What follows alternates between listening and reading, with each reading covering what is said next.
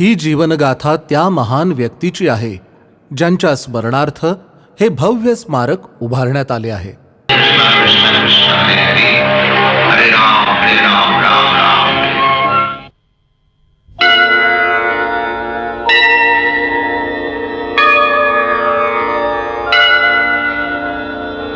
संसार गावा नलनिधलोका प्राणाय कारुण्यं घनघनात्वं. संसार गावा नलनिधलोका प्राणाय कारुण्यं घनघनात्वं. प्राप्तस्य कल्याण गुणनवस्य वन्दे गुरो श्री चरणारविन्दम्.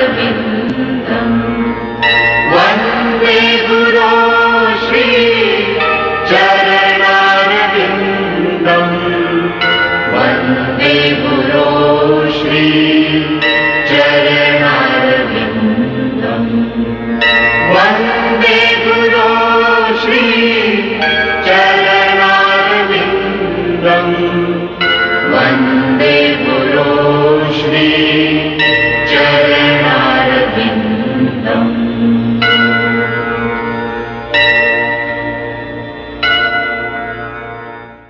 मागील भागात आपण पाहिलं अभयच्या पहिल्या मुलाचा जन्म आणि सरस्वती ठाकूर यांची ब्रिटिशांना कठोर शब्दात समज. आणि आता पुढे अभयचरण भाग 16. एक अद्भुत संयोग. अभय आणि भक्तिसिद्धांत सरस्वती ठाकूरांची भेट.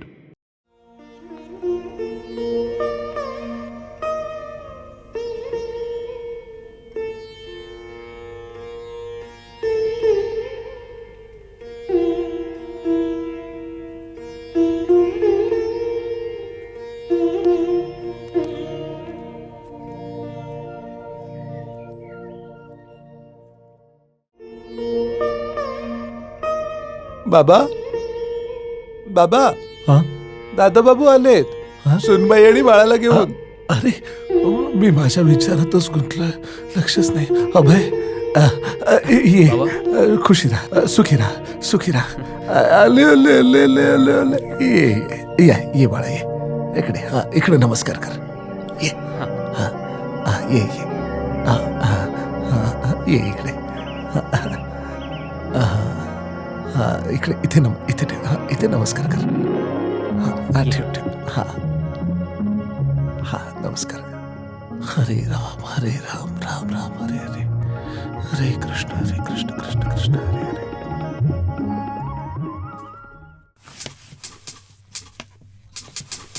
नमस्कार मॅनेजर बाबू.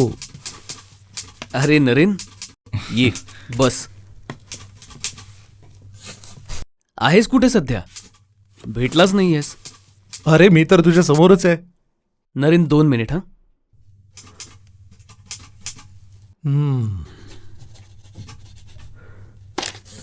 काका, काय बाबूजी? हे सरकार बाबूंना द्या जरा. ठीक आहे. आणि हो, हा. पाणी घेऊन या. अच्छा ठीक आहे. मग काय झालं का काम? कामाचं काय, ते तर चालूच असतं. सांग, काय काम आहे? तू माझ्याबरोबर येशील का? कुठे? मला तुला कोणाला तरी भेटवायचंय. अच्छा, घे. कोण? एक महान व्यक्तिमत्व. मी आणि रुपेन त्यांना आधीच भेटलोत. कोण आहेत ते? भक्ती सिद्धांत सरस्वती महाराज एक साधू आहेत. नाही बाबा नाही, मला क्षमा कर. मला कोणत्याही साधूला भेटायचं नाहीये. अभय, या विषयात तुला आमच्यापेक्षा जास्त ज्ञान आहे. मी ज्यांच्याबद्दल बोलतोय ते कोणी सामान्य साधू नाही आहेत. ते मोठे विद्वान आहेत. मायापूरवरून आलेले आहेत. ते इथेच उलटाडंगामध्ये राहतात. हे बघ, इथे खूप काम पडलंय. पुन्हा केव्हा तरी भेटेन. अरे कमाल आहे, तू एवढा धार्मिक असूनही साधूला भेटायला नाही म्हणतोस. नरेन, अरे जर ते साधू आहेत तर इथे कलकत्त्यात काय करतायत? I have seen lot of sadhus. I am not interested in them. तेच तर म्हणतोय. तू माझ्याबरोबर चल तर, आणि मग आम्हालाही सांग ते नेमके आहेत कसे. चल ना अभय. अच्छा ठीक आहे, पण फक्त 5 मिनिटासाठी. हां ठीक आहे बाबा, फक्त 5 मिनिटांसाठी. पण तू चल तर. ठीक आहे, चल. घोष बाबू, हा, मी जरा जाऊन येतो. हो हो, मी आहे ना इथे. चल नरेन. चल.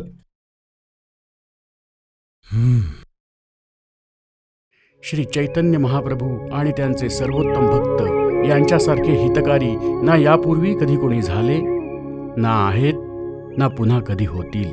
भौतिक जगात मनुष्याला जे लाभदायक वाटते ते खरं तर मनुष्यासाठी हानिकारकही असू शकते. परंतु श्री चैतन्य महाप्रभू आणि त्यांचे भक्त यांच्याकडून जो लाभ आपल्याला प्राप्त झाला आहे तो नित्य कल्याणासाठीच आहे.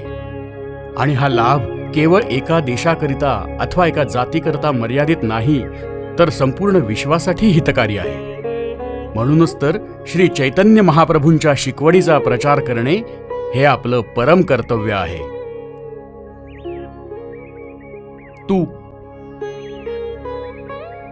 तू सुशिक्षित दिसतोस.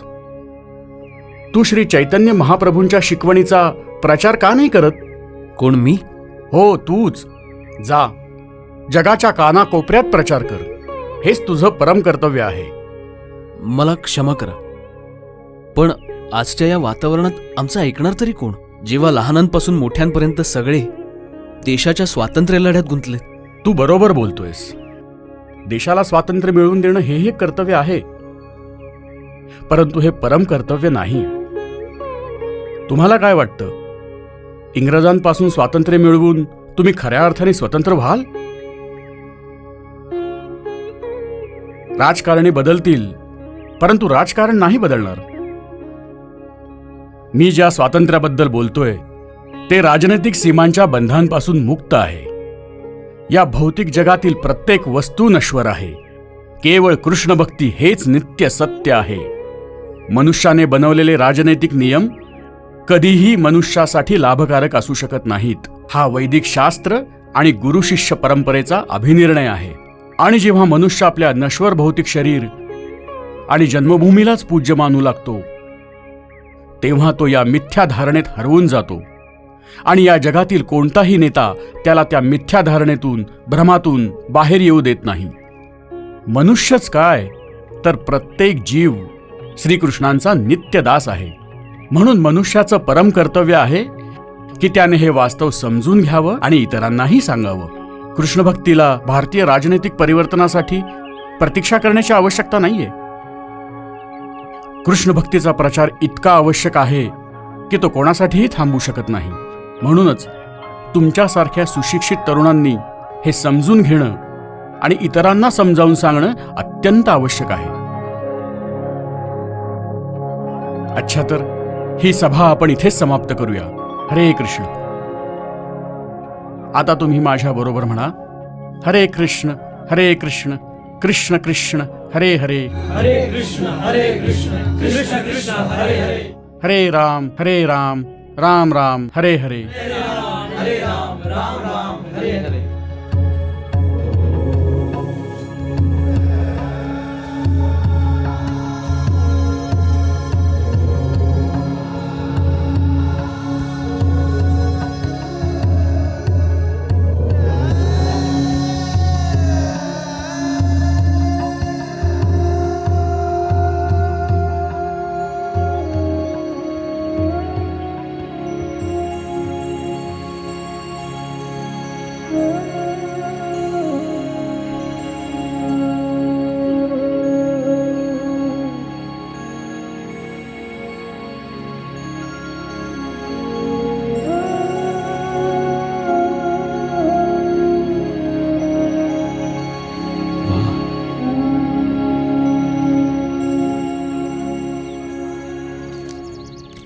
मग अभय, कसं वाटलं? हां, श्री चैतन्य महाप्रभूंची शिकवण अगदी योग्य व्यक्तीच्या हातात आहे. हो, अगदी बरोबर बोललास. आता त्यांना पुन्हा लवकरच भेटायला हवं. आणि मी तर म्हणतो नरेन, अरे अरे, पकडा पकडा त्यांना, पकडा त्यांना, पकडा पकडा, मारा मारा त्यांना, मारा. वा, आपलीच माणसं आपले वैरी झालेत. पकडा. घेऊन चला त्यांना, चला.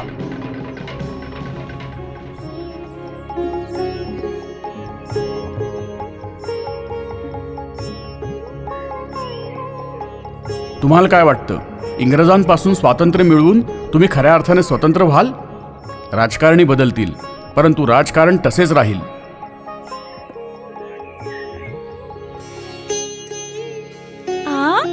आले लेले. अरे अरे आयो ले ले ले ले ले ले. अरे अरे बाबा. अरे अरे अरे अरे अरे.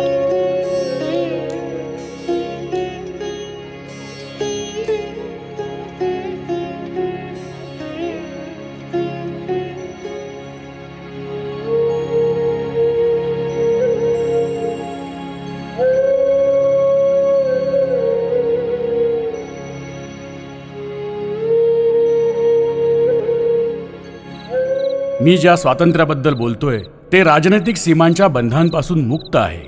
कृष्ण भक्तीला भारतीय राजनैतिक परिवर्तनासाठी प्रतीक्षा करण्याची आवश्यकता नाहीये.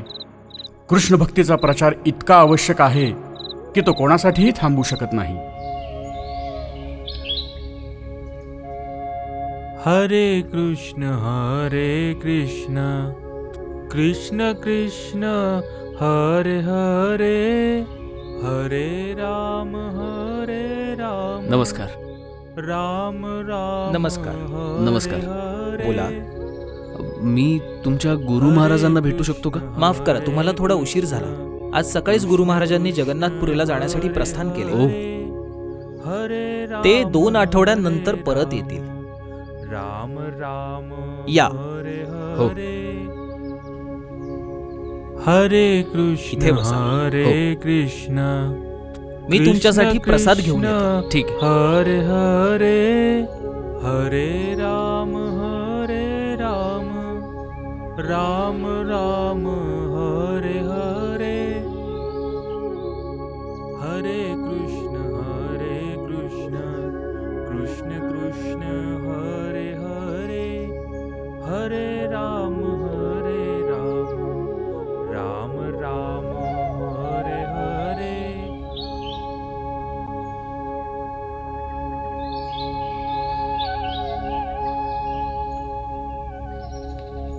तुम्ही प्रसाद घ्या. हो. तुमचे गुरु महाराज फारच ज्ञानी आहेत. काल त्यांच्या शब्दांनी मी इतका प्रभावित झालो, म्हणूनच मी आज त्यांची भेट घ्यायला आलो. होय, आमचे गुरु महाराज केवळ विद्वानच नाहीत, तर ते नम्र, उदार आणि खूप दयाळू आहेत. चैतन्य महाप्रभूंच्या शिकवणीचा प्रसार करण्याचा त्यांनी दृढ निश्चय केला आहे आणि त्यांच्या वडिलांच्या प्रार्थनेमुळे श्री जगन्नाथजींनी त्यांना त्या घरात जन्म दिला. जेणेकरून हा वारसा पुढे सुरू राहील. मी असं ऐकलंय की त्यांचे वडील डेप्युटी मॅजिस्ट्रेट होते. हो हो, बरोबर ऐकलंय तुम्ही. आणि त्यांचं नाव होतं केदारनाथ दत्ता. नंतर त्यांनी श्रीकृष्ण परंपरेतून दीक्षा घेतली, त्यामुळे त्यांचं नाव श्रील भक्तिविनोद ठाकूर झालं. आजकाल असे खूपच कमी सुशिक्षित लोक आहेत ज्यांनी वैष्णव विचारधारा पूर्णपणे स्वीकारली आहे. या इंग्रजी शिक्षणामुळेच हे लोक आपल्या संस्कृतीला विरोध करू लागलेत. पण श्रील भक्तिविनोद ठाकूर हे केवळ वैष्णव बनले नाहीत, तर अंधश्रद्धेमुळे पसरलेले सर्व भ्रम दूर करून त्यांनी वैष्णव विचारधारेची पुनर्स्थापना करण्याचा प्रयत्न केला. वैदिक संस्कृतीचं महत्त्व स्थापित करण्यासाठी त्यांनी सर्व विरोधकांना एका शूर योद्ध्याप्रमाणे लढा दिला. ह्याच कार्याचा वारसा आमचे गुरुदेव पुढे नेत आहेत. ही 1911ची गोष्ट आहे.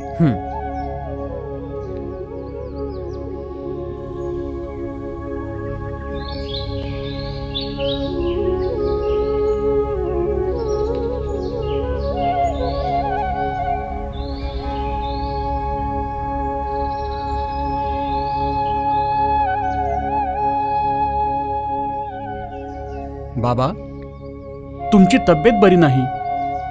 तुम्ही कुठे बाहेर जाताय का? होय, माझी तब्येत तर बरी नाहीये, पण आज ब्राह्मण सभेला जाणं खूप गरजेचं आहे. नाही बाबा, नाही, मी तुम्हाला कुठेही जाऊ देणार नाही. विमल प्रसाद, ब्राह्मण सभेचं निमंत्रण हे केवळ निमंत्रण नसून माझ्यासाठी एक आव्हान आहे. कारण आज निर्णय करायचा आहे की वैष्णव आणि ब्राह्मण यांच्यात श्रेष्ठ कोण आहे. म्हणून मला पराभूत करण्यासाठी काही ब्राह्मणांनी अनेक मोठ्या विद्वान व्यक्तींना तिथं बोलवलंय. आज जर मी तिथे गेलो नाही तर त्यांना वाटेल की भक्ती विनोद ठाकूर भित्राय, पराभवाच्या भीतीने आले नाहीत. माझं तिथं जाणं खूप गरजेचं आहे. विमल प्रसाद, मला जावं लागेल. नाही बाबा, तिथे जाणं जर इतकंच महत्वाचं आहे तर मी जातो. तू? का बाबा, तुमचा माझ्यावर विश्वास नाही का? होय बेटा, तुझ्यावर विश्वास तर आहेच, पण तिथे बाबा, गुरु महाराजांनी तुमच्या आशीर्वादाने मी श्री चैतन्य महाप्रभूंच्या गौडीय वैष्णव संप्रदायाला सर्वोत्तम सिद्ध करण्यासाठी जगातील सर्व विद्वानांचा सामना करायला तयार आहे. मला फक्त तुमचा आशीर्वाद द्या. तर मग जा बेटा, माझे तुला आशीर्वाद आहेत. विजयी भव.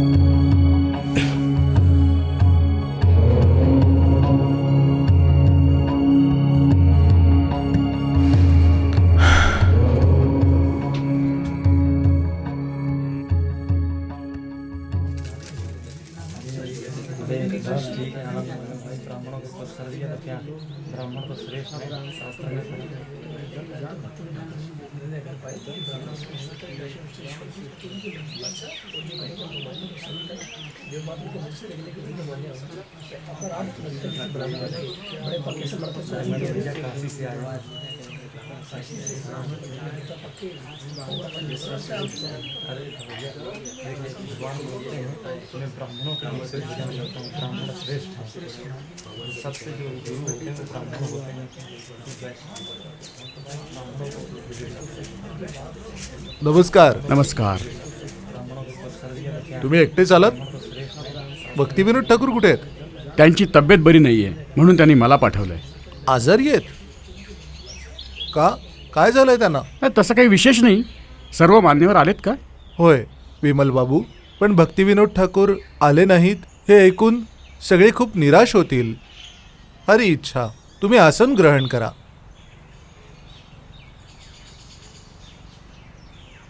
तुम्ही ऐकलत का? काय? भक्ती विनोद ठाकूर येणार नाहीत म्हणे. त्यांच्याऐवजी त्यांचा मुलगा आलाय. बरं झालं, तेच तर आपल्या मार्गातील अडचण होते. अरे अडचण कसली? त्यांनी माघार घेतली असेल. बघ ना, किती मोठे मोठे विद्वान बसले तिथे. भक्ती विनोद ठाकूर सुद्धा अत्यंत विद्वान आहेत. वैदिक शास्त्राचं इतकं ज्ञान आहे की मोठे मोठे विद्वान देखील गुडघे टेकतात. जर ते आले असते तर खूपच रोचक झाली असती सभा. चला, हे काय म्हणतात ते ऐकूया. चला, आसन ग्रहण करा. बसा बसा बसा. नमस्कार नमस्कार.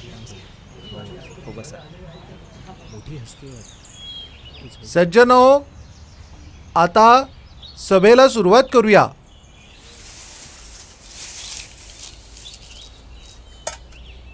माननीय सज्जन हो, धन्यवाद.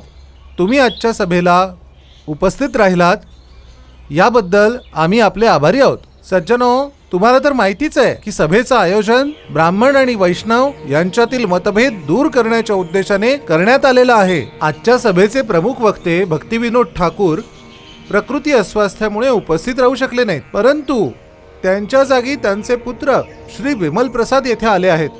त्यांच्याच भाषणाने आपण सभेला सुरुवात करूया.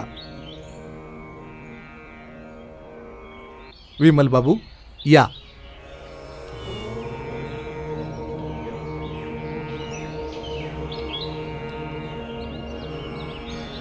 नमस्कार. माझे वडील श्री भक्ती विनोद ठाकूर यांच्या प्रकृती अस्वस्थ्यामुळेच त्यांच्या जागी मी आलोय. मी आशा करतो की आपण सगळे माझा स्वीकार कराल.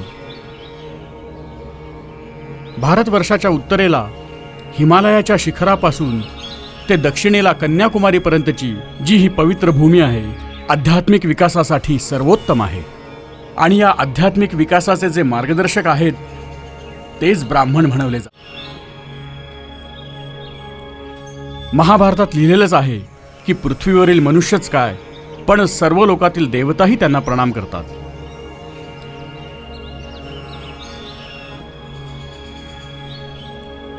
ब्राह्मण तर अग्नीसारखे आहेत. ते इतके शक्तिशाली आहेत की त्यांनी ठरवलं तर ते पृथ्वीलाही जाळून राख करू शकतील. त्यांच्या क्रोधाच्या तेजामुळेच समुद्राचं पाणी खारट झालंय, जे आपण पिऊ नाही शकत.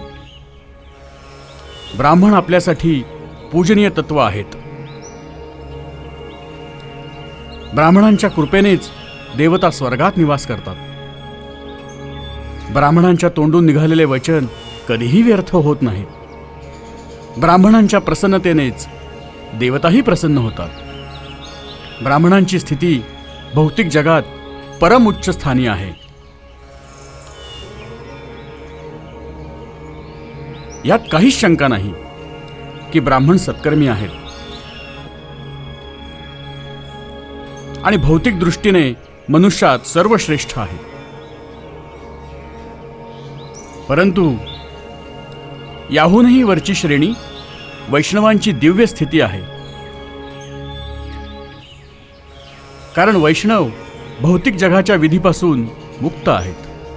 ते जन्ममृत्यूच्या बंधनापासून स्वतंत्र आहेत आणि स्वतंत्रतेचा वास्तविक अर्थ आहे भगवान विष्णूंच्या सेवेत आत्मसमर्पण करणे. परंतु जो स्वतःला भगवंताच्या चरणकमळांवर समर्पित करतो तो भौतिक प्रकृतीच्या प्रभावापासून मुक्त होतो. म्हणून त्यांचे स्थान सत्कर्मी व्यक्तीपेक्षाही सर्वोच्च आहे आणि असे दुर्लभ जीवात्मेच वैष्णव म्हणवले जातात. भौतिक जगातील लोक जरी सत्कर्मी असले तरी ते ही गोष्ट समजू शकत नाहीत. पण सत्य हेच आहे की मनुष्य जरी कितीही सत्कर्मी असला तरी जोपर्यंत तो स्वतःला भगवंतांच्या सेवेत समर्पित करत नाही तोपर्यंत तो त्या दिव्य स्तराची प्राप्ती करू शकत नाही, ज्याची प्राप्ती एक वैष्णव करू शकतो. कारण वैष्णव तर भगवंतांच्या चरण कमळांवर सदैव समर्पित आहे.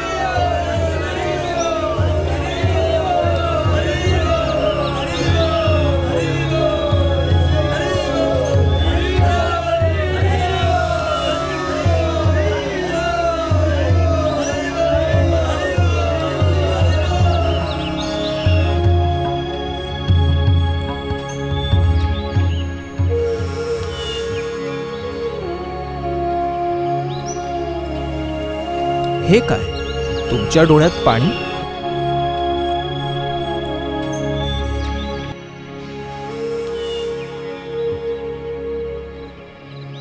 मला माझ्या जीवनाचं ध्येय सापडलंय.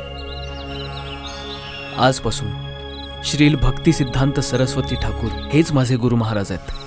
आता मी माझ्या गुरु महाराजांच्या मार्गाचे अनुसरण करून माझे संपूर्ण जीवन श्री चैतन्य महाप्रभूंच्या वाणीचा प्रसार करण्यासाठी वाहून घेईन.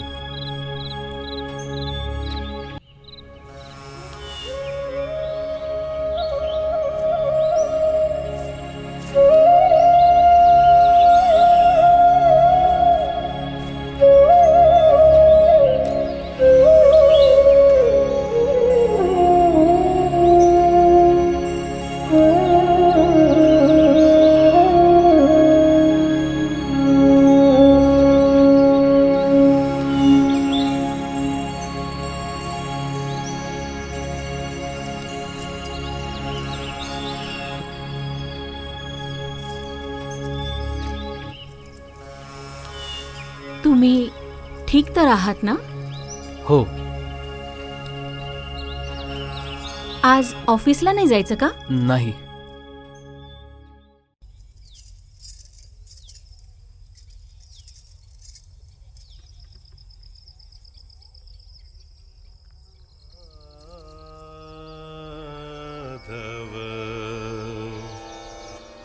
बहुत मिनते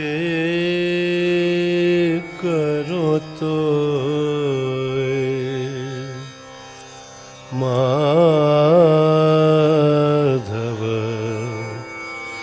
बहुत मिनते करो तो दे तुलसी तिल ए देह समर्पिल दया जानी ना छोड़ो विमोय माधव बहुत मिनती करो तो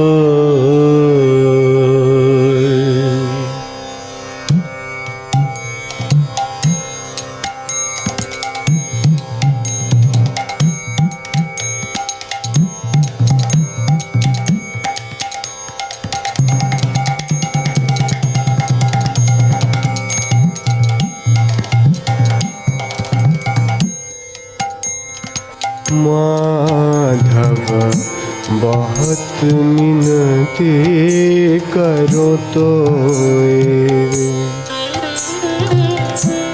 दे तुलसी तिला ए देह समर्पिला दया जानी ना छोड़ बिमोय माधव बहुत मिनती करो तो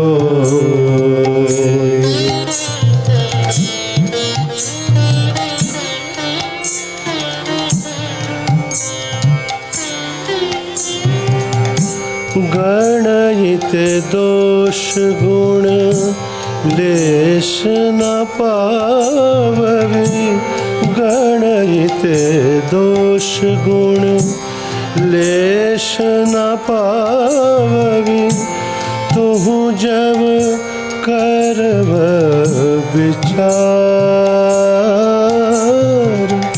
गणहित दोष गुण लेस न पावबी तुहु जब करव विचार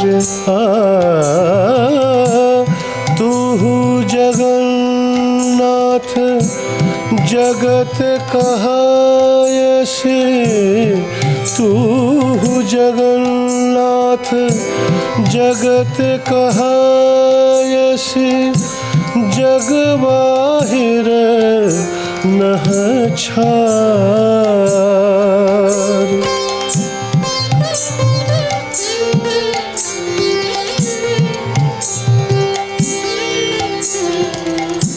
किए मानुष पशु पक्षी जन्मिए किए मानुष पशु पक्षी जन्मिए अथवा कीट पतंग कर्म विपाके गतागति केवल मति रहु तुआ पर संग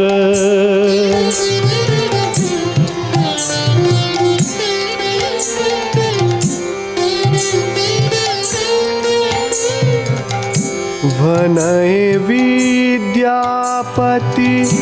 अतिशय कातर तरहित यह भव सिंधु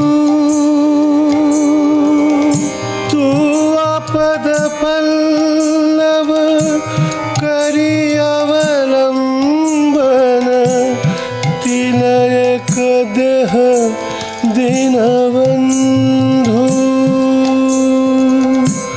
तिलक देह दीनबंधु तिलक देह दीनबंधु